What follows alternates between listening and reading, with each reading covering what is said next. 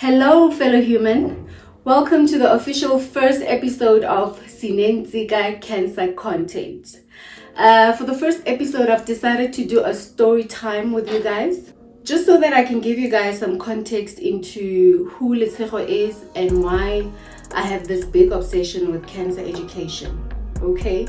It's just for us to get to know each other a little bit so that moving forward, you can understand some of the things that I'm trying to educate people about better, because there's context of history there.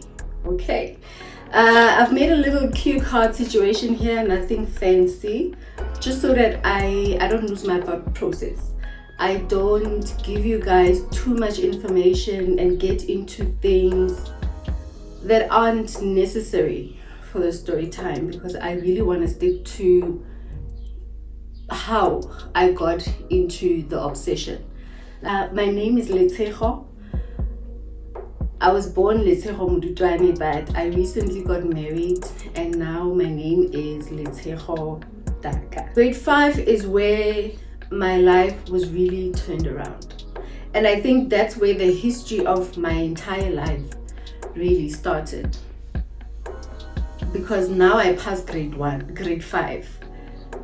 And not only did I pass it as position 1, as per usual, I'm also now top of my grade and top of the whole school, so I was told.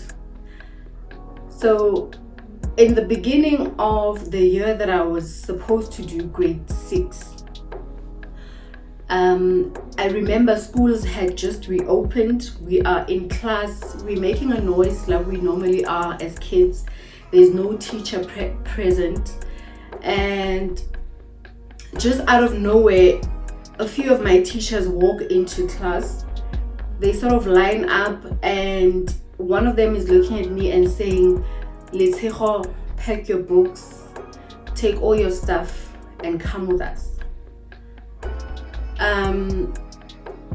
Okay, but before we go, they tell the class, they announce to the class that Letshego is no longer going to be your classmate. She is going into another class, but they don't really explain it at that point, and then they tell me to take my stuff.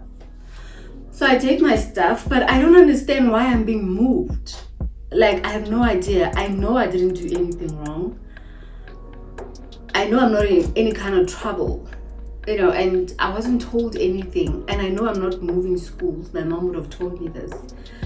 So I'm just thinking, okay, I'm just moving class, and it'll probably be clear any minute from now why they're taking me to another class. And before I'm taken to another class, I'm taken into an office where when I walk in, my mom is there. Her eyes are red. She looks like she has been crying. And at this point, I'm now starting to panic a little bit, so that maybe I did do something wrong. And her eyes were red because she had been crying from mixed emotions. She was happy and very proud, obviously, that I was doing that well. But at the same time, she was scared to make the decision, because the decision lied with her.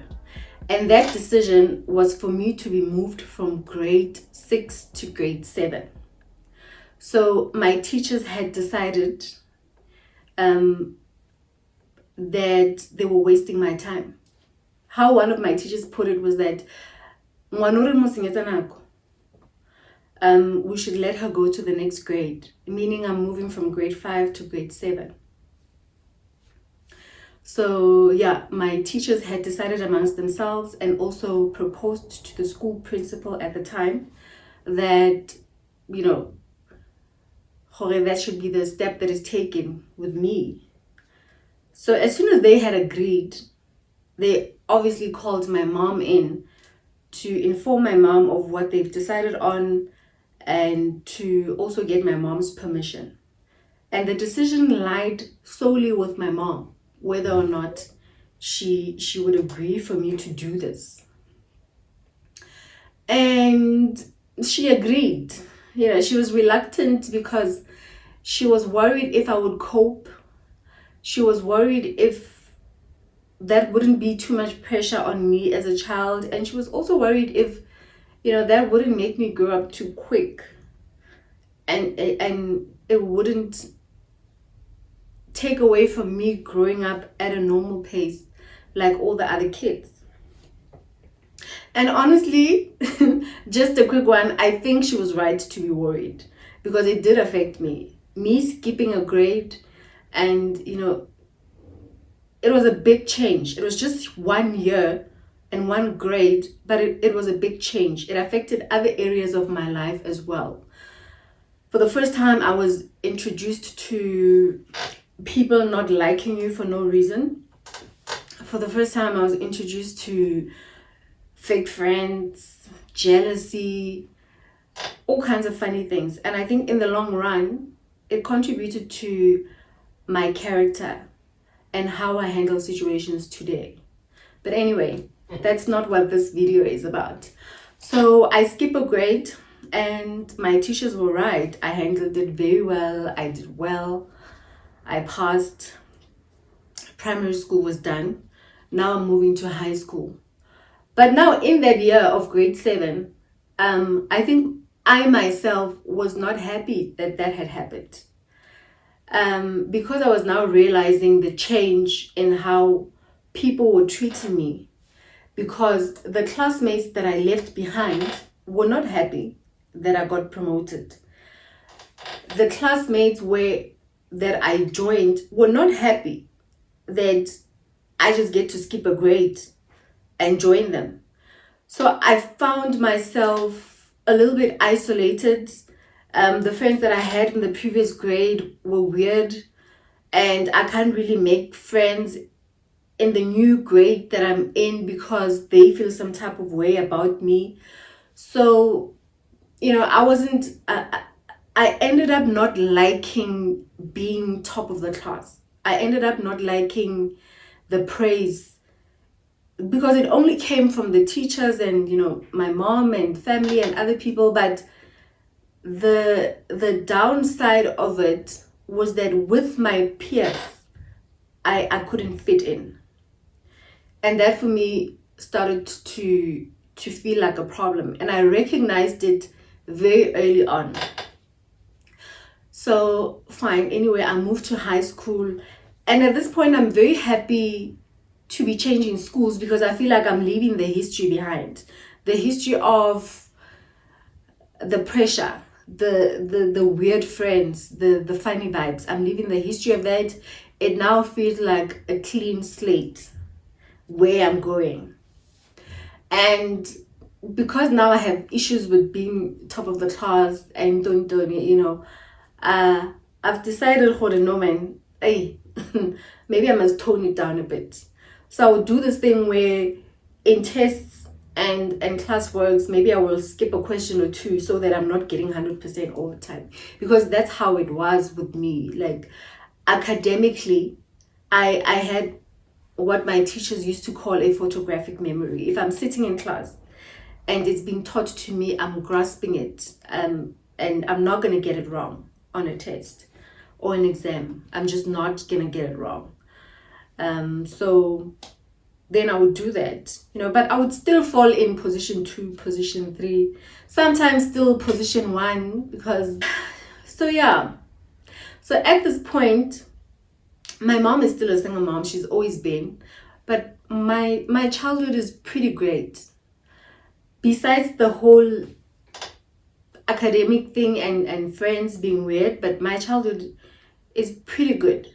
My mom does not have much. She doesn't have a great job. We live in a shack, but I'm a pretty happy child. I'm an only child. Excuse me.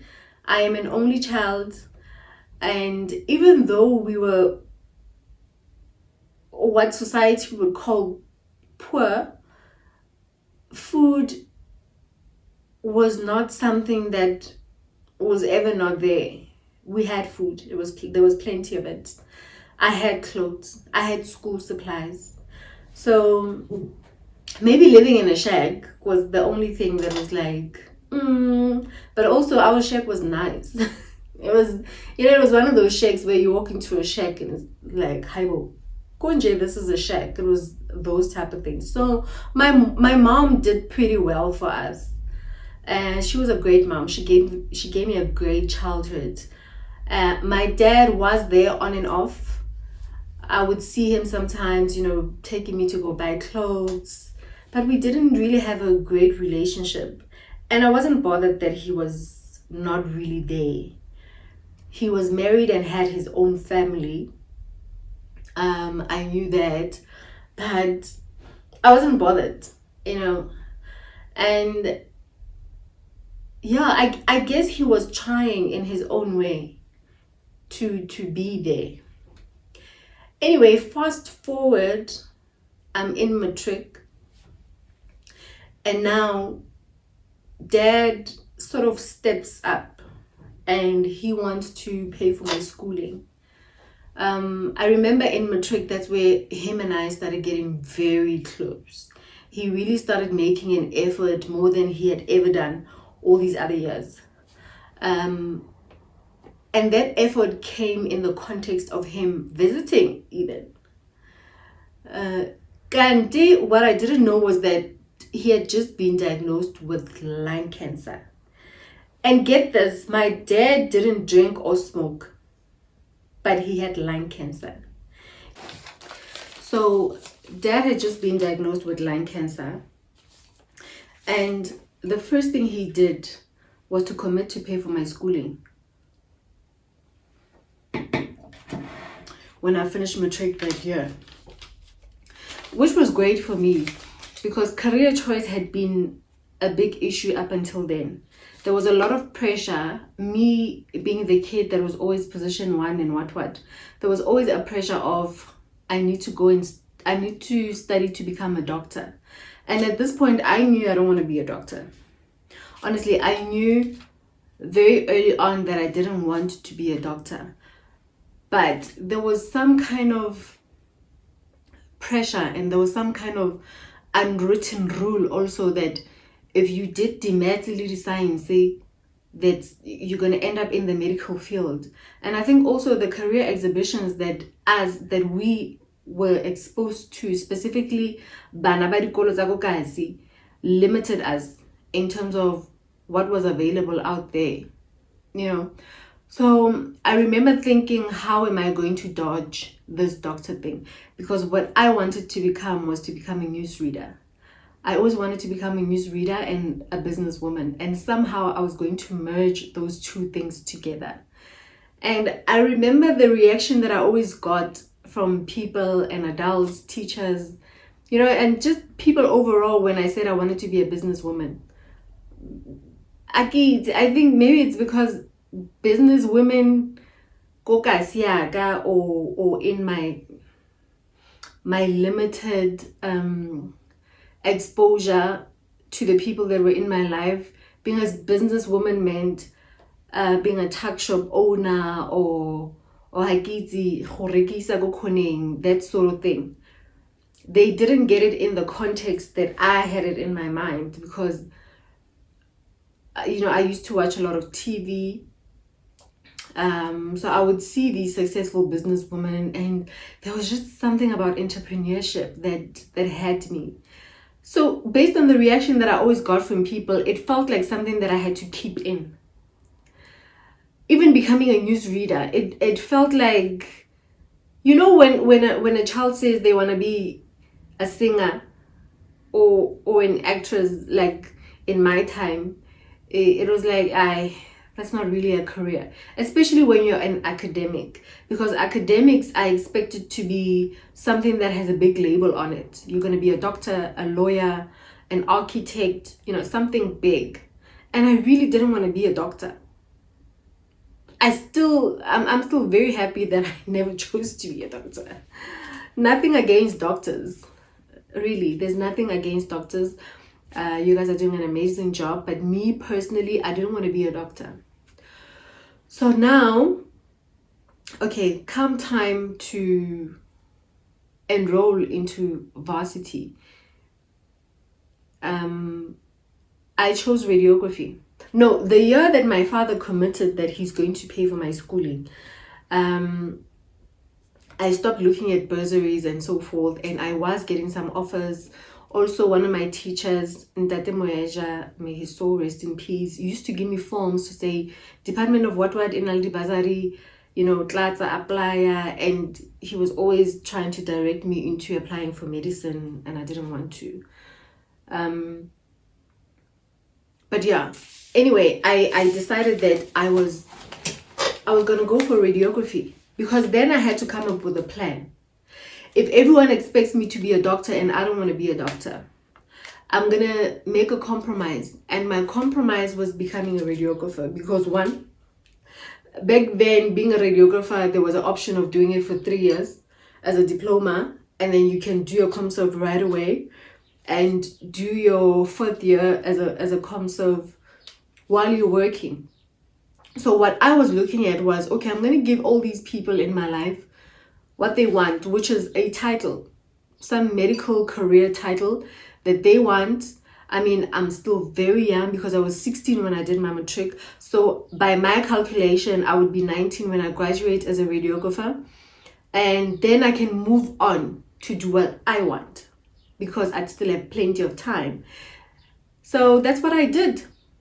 I did radiography. I enrolled for radiography. And in my first year, when we were supposed to start, I remember that week we were supposed to pay registration. Now, remember at this point, Dad and I are very close. We're talking a lot on the phone. And I'm calling him to say, Papa, we need to pay for registration. And he said to me, he's at the hospital, he's getting treatment. But I knew he was sick, I knew he had cancer, but because of my knowledge of cancer then, I really didn't put 2 and 2 together that this guy is dying or that he could die. And there was a moment where I thought it's not cancer.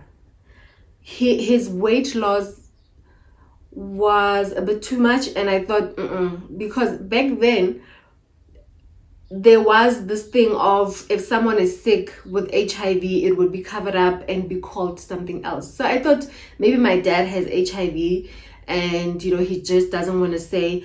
But based on the knowledge that I had with HIV then, I then convinced myself that he's going to be okay, because I knew that if you're on treatment for HIV, then ARVs literally can turn your life around and you can live a normal life.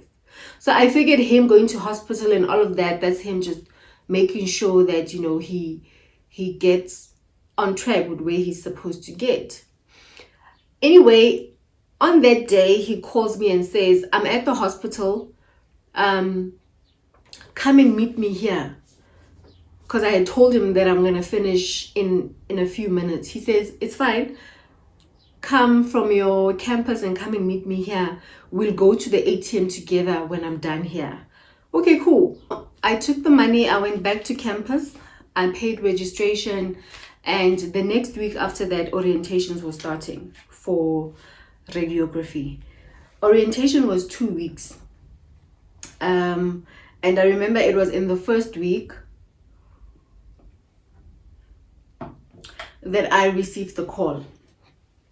I was coming from campus. I was going home. I was in a taxi, and my father's niece, who I had come to know, called me to say that your dad has passed away. That was a very weird day for me. I couldn't process those emotions quite well. I felt sad because he was making an effort. I felt sad because I didn't maximize the time, the few months that where he was trying for us to grow close. But at the same time, I was confused, because I felt like, was he only doing that because he knew he was dying? Would he have done that if he was fine? So all those emotions, and then the big concern of, oh shucks, who's gonna pay for this now? I was back to having to figure out how we're gonna pay for this. At some points, a lot of suggestions were being made for me to change a course, because there were bursaries which I would obviously qualify for.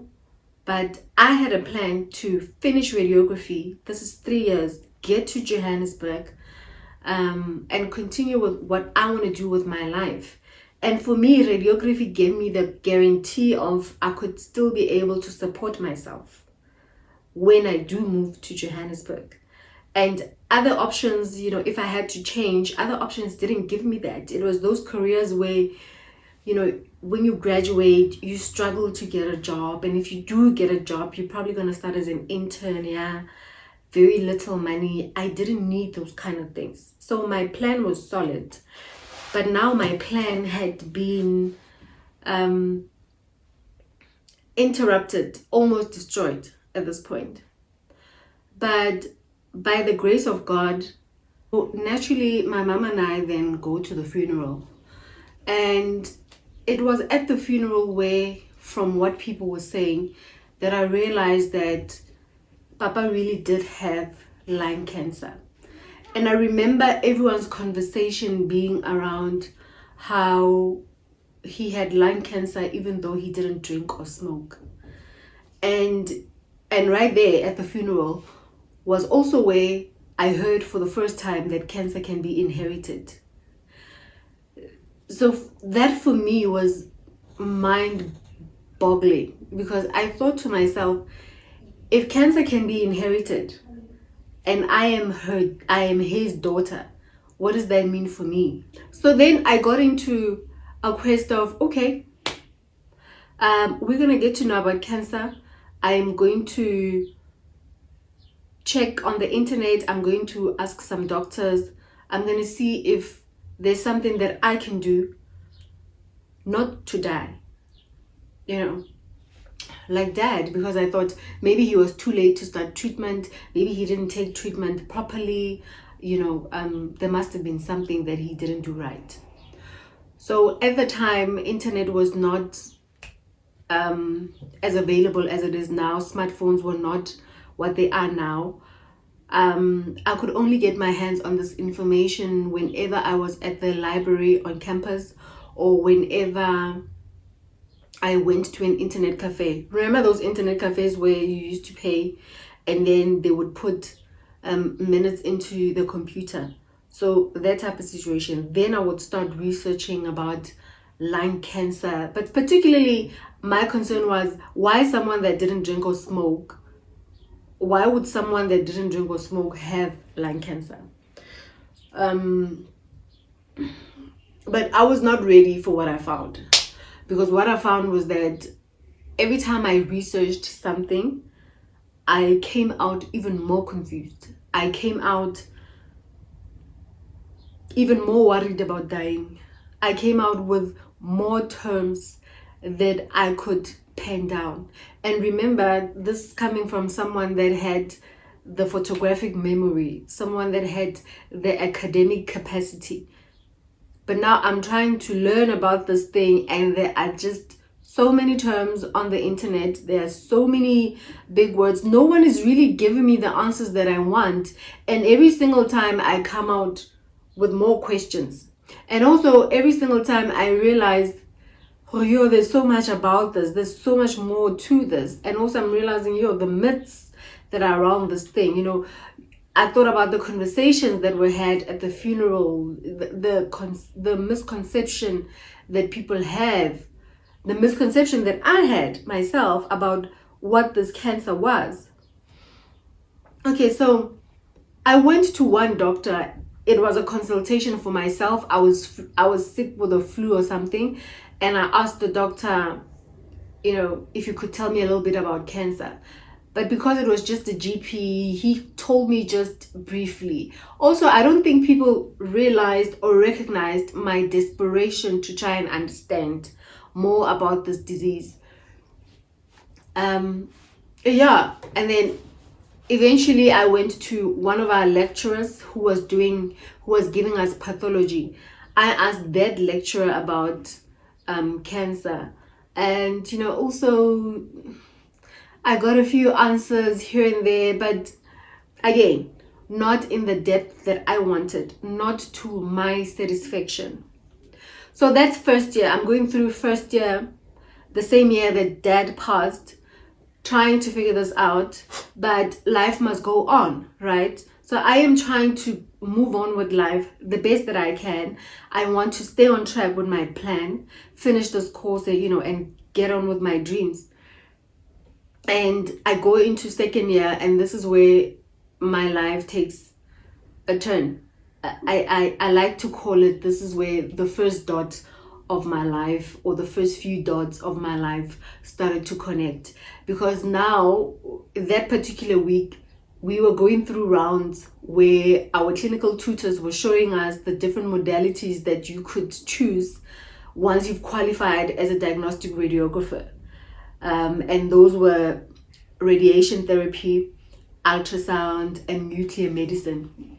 And we went around into these particular departments, because one thing about radiography, it was a very practical course.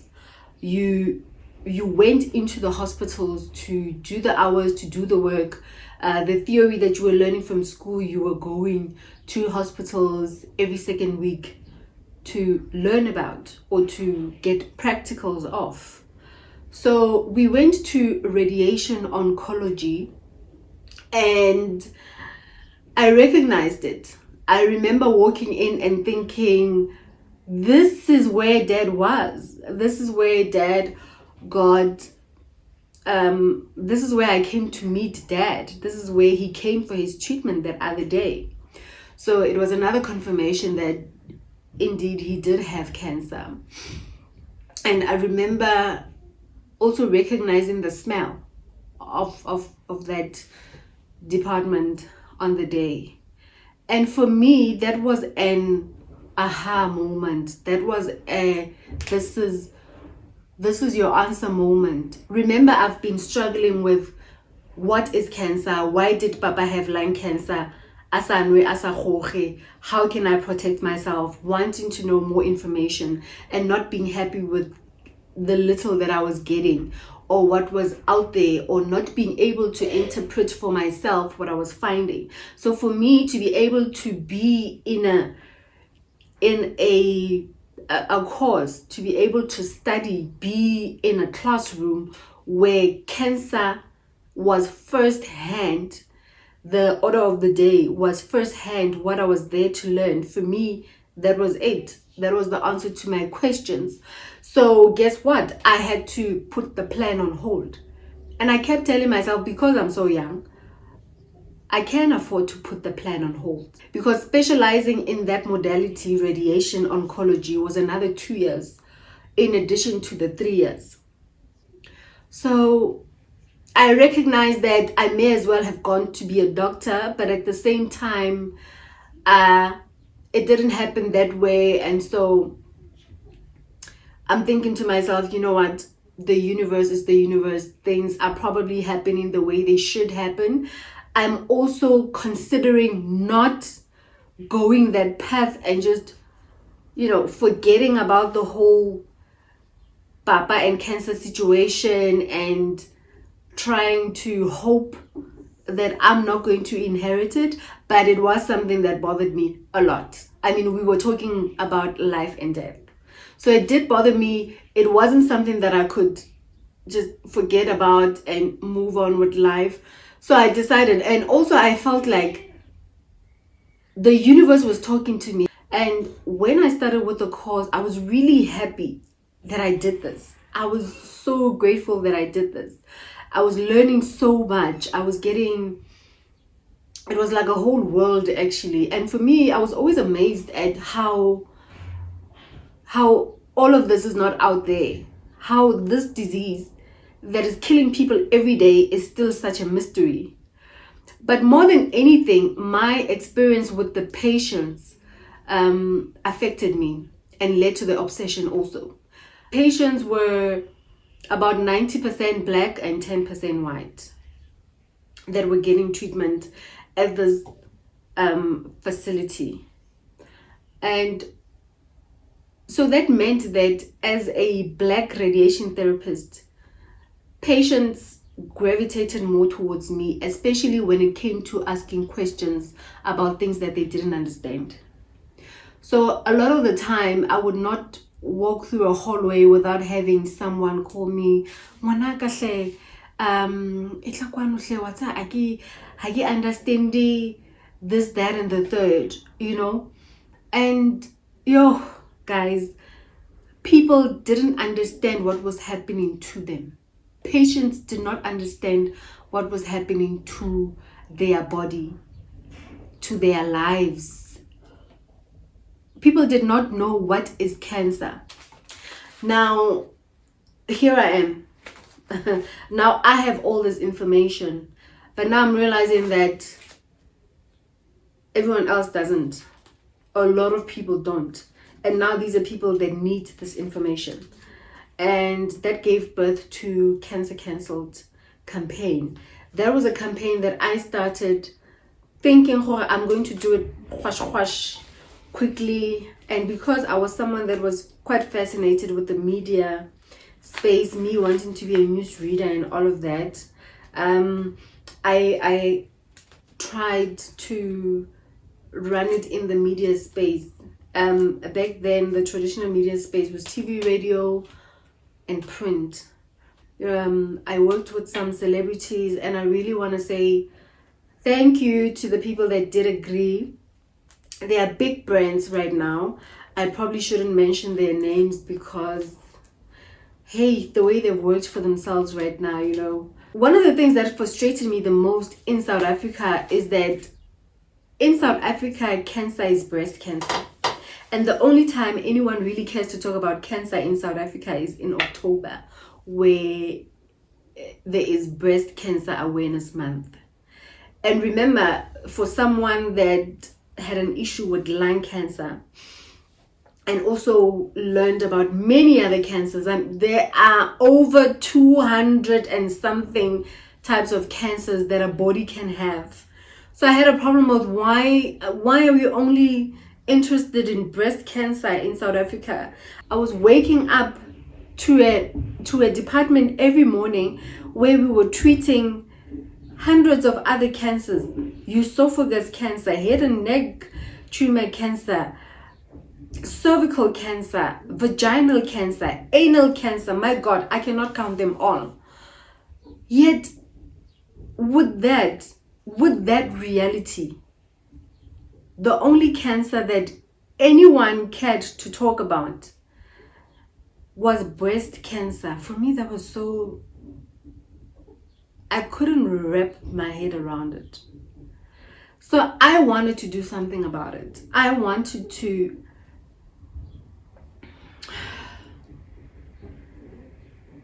I don't know. I wanted to do something, man. Because it was so heavy on me that nothing was being done. Well, not at the pace and the magnitude that something should be done. So I felt like I'm going to change that. And guess what? Guess what that meant to the plan? It meant, the plan was, again, taking a detour turn. But I tried to stick to the plan, because when I graduated from oncology, this was 2 years later. I remember Cancer Cancelled started when I was still at oncology. When I graduated, I moved the very next year after I graduated. Then I moved to Johannesburg in pursuit of following the plan. But when I got here, Cancer Cancelled was my baby. And that was something that I was focusing on while I was... Anyway, the becoming a businesswoman thing was already something that I had explored, and that I was persistently exploring even when I was at school. Because I forgot to mention that after Papa died and I got some money from his pension stuff, obviously as one of his kids, I got a cut. I started a hair salon at my grandmother's yard. It didn't work out, but I started the hair salon, because the whole entrepreneurs are born thing is not a lie. once you have a mind for business, you are always going to try something. And I tried so many different things while I was pushing these other things. But anyway, so life started happening. I had my first child. I fell pregnant in 2015. I was still pushing Cancer Cancelled, mostly on social media. And then I had my second child shortly after that. But at this point, I felt like nobody cares. I felt like, you know what? Nobody cares about cancer education. Nobody cares to listen. Nobody cares to sponsor. Nobody cares to make this thing get to the magnitude that it should be. And to some point, it started, people started making me feel like, now I'm looking for fame. Now I'm doing this for me. And I didn't want to keep explaining the history behind it. I didn't want to keep explaining what happened to me. Then I was just like, okay, whatever. I'm done with it. I'm not doing this. I went to God because I am very spiritual. I went to God and I told God, I recognize how this could be something that you've appointed me to do. I recognize how it's too good to be true that everything happened the way that it did, and it didn't have anything to do with you. But this one, please give it to someone else, because honestly, I just need you to help me get to where I need to get to. Make me the businesswoman that I want to be. Like, let's leave this whole cancer education thing to the big organizations, to the people that say every day, "Hore, this is their job," the people that work for NPOs. Let's do that for them. And I sort of just stopped. I stopped. And I was trying to focus on being a mom. I was trying to focus on getting the plan on track. Marriage was never something that I really wanted, because maybe being raised by a single mom, that's what I saw. And I always saw myself as a mom, but not as a wife. But God being God, that was something that He had planned for me. Like I said in the beginning, I am married now. So I was just focusing on myself. And then COVID happened, 2020 happened. And, from the year 2020, I think I officially just stopped with Cancer Cancelled in the year 2019. That is the year that I went into when I was now focusing on business. Remember, the skill of radiography is never a skill that I'm just going to let go. Even today, I still practice as a radiographer. For me, the plan has to be fully blossomed. It has to be fully functional before I can leave radiography.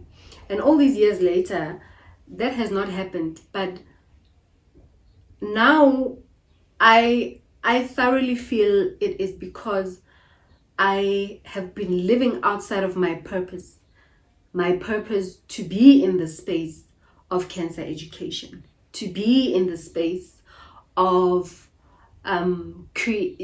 creating the kind of awareness in South Africa that will shift the stats, the number of the stats even, that will shift the number of deaths. I am meant to be in the space of helping families, because there were times where I will personally adopt families that had someone at home be diagnosed with cancer, and maybe that person couldn't continue with treatment because in South Africa, our jobs, our employers, it's a no work, no pay situation. And this is something that was put in my spirit because of what I went through. After Papa died, I almost didn't have a way to pay for my school fees. I almost had to abandon that mission. You understand? And someone else does not have the academic capacity, does not have the option of a bursary, or does not even qualify for NEFSAs, or does not have a sponsor that they can get. So for me, it felt like for such people, then what do they do? Does it then mean when the rest of your life is doomed? Because whoever was supposed to take care of your future in a financial way is now no longer there.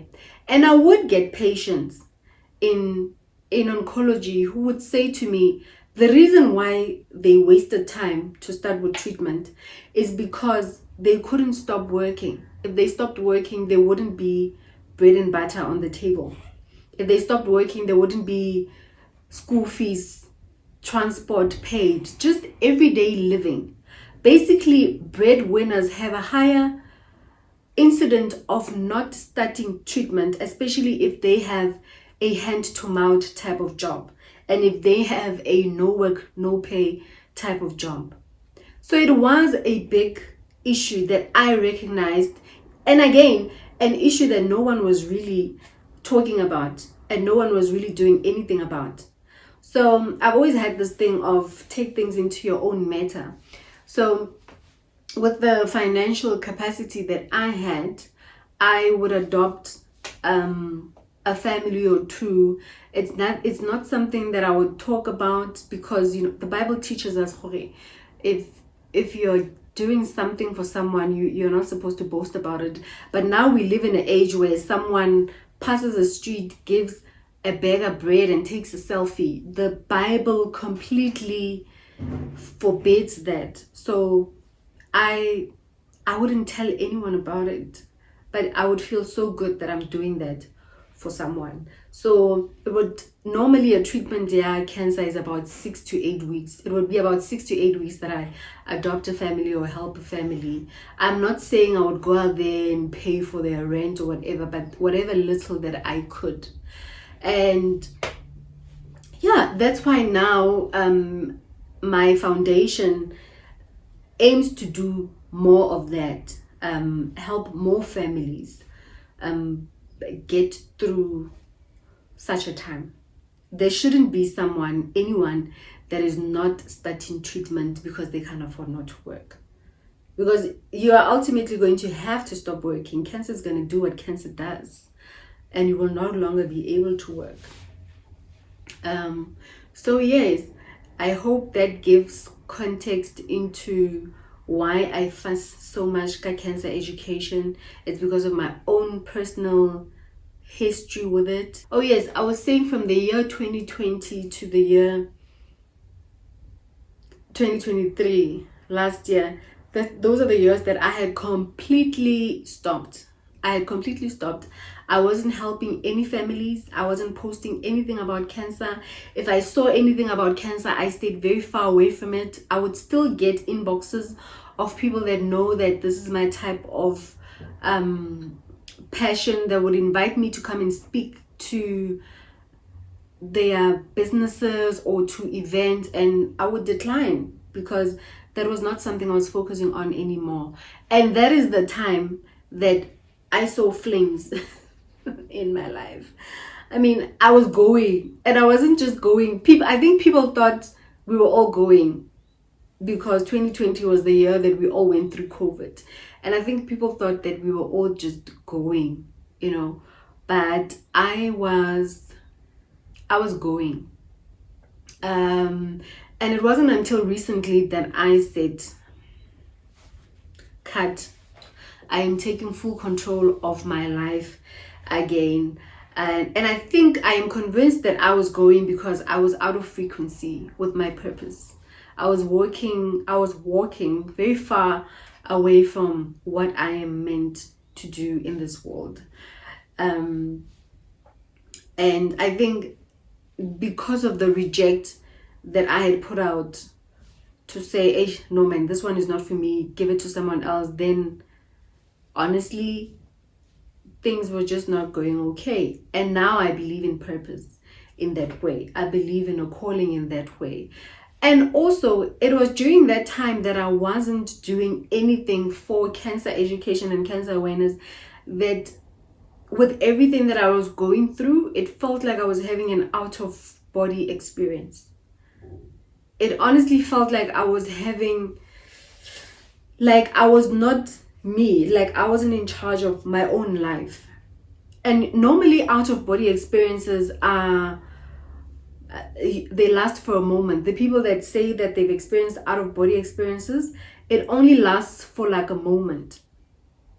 But for me, it felt like those entire 3 years that I was an onlooker in my life, that I was just watching my life happen and I didn't have control over it. So yeah, I just think that there is so much connection to that. And now that I have started again, the opposite is happening. My life, I can literally feel the shift happening now that I am recommitting myself to cancer education and awareness. I can literally feel myself being aligned and in sync with myself and my body and myself, and and just my life, like man, and I honestly believe it is because I am embracing the space that I am supposed to be in. And recently when I got married, my in-laws gave me the name Sinentsika. At first I felt like this name, these ones, I'm not here to be a Mbogoto, because Sinentsika means we have a pillar. And because I'm so anti-Mbogoto, that was my first receiving of the word. I felt like they are saying we have a pillar means we have a Mbogoto. But it wasn't until that very night I was speaking to a friend that wasn't able to come to the wedding, that was overseas. And she said to me, when I told her the name, she was like, yo, do they know what you've been through? Because yes, sis, that name couldn't be more fitting. It's like they know that you are a pillar, that you are unshaken. I didn't go into the things that I went through from the years that I'm mentioning, 2022, 2023, because I feel like they're not relevant, not for this video. I just wanted to take you guys through the why I am here and why I am so passionate, and I also did promise you that I'm not going to be unnecessary with information. But if you want, you can. Believe me, there isn't a video that I'm going to post where at the end of that video you're not going to take something out of it. I doubt. I promise you, this is a channel that is going to offer you value, a channel that is going to offer you information that can save your life. So tell others, subscribe more. Re tla bonana gape on the next one.